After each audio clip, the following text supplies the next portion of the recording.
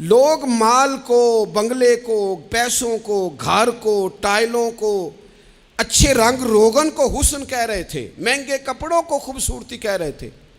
رسول کریم نے عنوان ہی بدل دیا، حضور نے عنوان ہی بدل دیا۔ نیرے مہنگے کپڑوں میں خوبصورتی نہیں، رسول پاک نے پیوند والے کپڑے پہنے، حضور نے سادہ جوتا پہنا، نبی پاک نے ظاہری طور پر کچے مکان میں وقت گزارا۔ رسول پاک صلی اللہ تعالیٰ علیہ وآلہ وسلم زمین پر آرام فرما ہوتے، لیکن جب امامہ باندھ لیتے، ہاتھ میں مقدس چھڑی تھام لیتے، حضور نکلتے۔ حضرت ابو ہریرہ فرماتے ہیں زمانہ ہم نے بھی بڑا دیکھا ہے، پر جس طرح کا محبوب کو دیکھا ہے نا، جس طرح کا حضور کو دیکھا ہے نا۔ دیکھیں نا حضرت پیر سید مہر علی شاہ صاحب کیا کہتے ہیں، کہتے ہیں میں مثال دینے لگا تھا، کسی کو کوئی بات سمجھانی ہو تو کوئی مثال دینی پڑتی ہے نا۔ کہتے ہیں میں ڈھونڈنے لگ گیا کہ حضور کا حسن سمجھانا ہے تو مثال کس کی دوں؟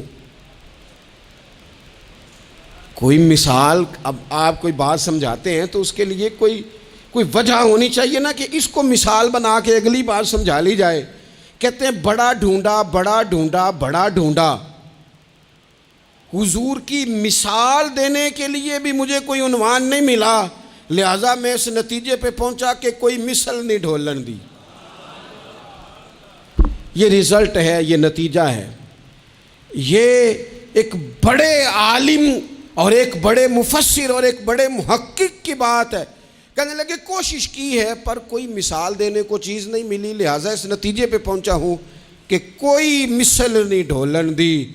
تو چپ کر مہر علی تھے جا نہیں بولن دی، تو رہنے دے، کیا مثال دے گا، یہاں مثال ہے ہی کوئی نہیں، وہ کمال حسن حضور ہے۔ اعلیٰ حضرت رحمۃ اللہ علیہ بھی یہاں بات سمجھاتے ہیں، کہتے ہیں وہ کمال حسن حضور ہے کہ گمان نقص جہاں نہیں۔ ایک ہوتا ہے نقص ہو اور ایک ہوتا ہے خیال بھی آئے کہ نقص ہوگا، یہاں تو خیال بھی نہیں آ سکتا۔ وہ کمال حسن حضور ہے کہ گمان نقص جہاں نہیں۔ یہ وہ پھول کے خار سے دور ہے، یہ وہ شمع ہے کہ دھواں نہیں۔ پھول کے ساتھ کانٹے ہوتے ہیں نا، لیکن کہتے ہیں میرے محبوب وہ والا پھول ہے کہ پھول ہے پر ساتھ کانٹا ہے ہی کوئی نہیں، اور شمع جلتی ہے تو کچھ نہ کچھ دھواں بھی تو نکلتا ہے نا، لیکن کہتے ہیں یہ میرے رسول کی شمع ہے کہ شمع ہی شمع ہے، دھواں ساتھ کوئی نہیں، نور ہی نور ہے، اس کے ساتھ کسی قسم کی دوسری کوئی چیز موجود۔ وہ کمال حسن حضور ہے کہ گمان نقص جہاں نہیں، یہی پھول خار سے دور ہے۔ یہ وہ شمع ہے کہ دھواں نہیں، تیرے آگے ہیں یوں دبے لچے فصحا عرب کے بڑے بڑے، کوئی جانے منہ میں زبان نہیں، جسم میں جان نہیں۔